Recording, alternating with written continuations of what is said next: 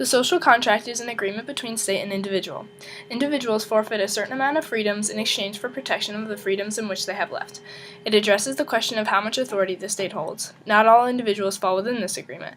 Race, though it is a social construct and not biological, predetermines whether someone falls within this contract.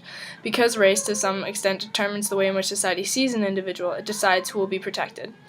Joy James explains to us that blacks are marginalized and lack natural freedoms whites have, leaving them out of the contract. In Robert Wesley's article, White Normativity and the Racial Rhetoric of Equal Protection, he explains how racialization of whiteness creates a norm that blacks obviously don't fall into.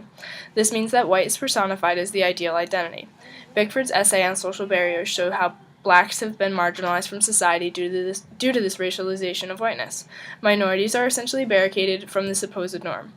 Racial homogeneity is achieved through literal gates on communities, leaving the disenfranchised on the other side.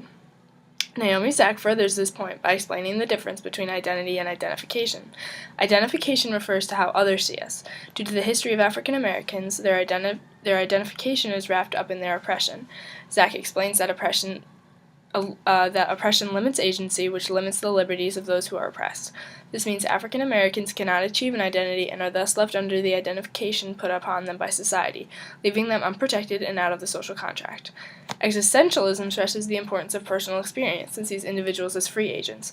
Existentialism does not see race as having an effect on someone's identity because it is an illusion.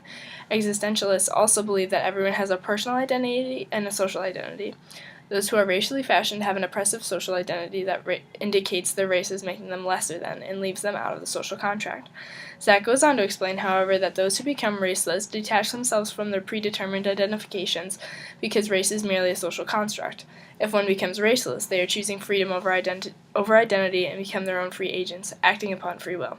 This deletion of race and its oppressive identifications from someone who was previously racially fashioned would also weaken the racialization of whiteness, lessening the idea that white is the norm.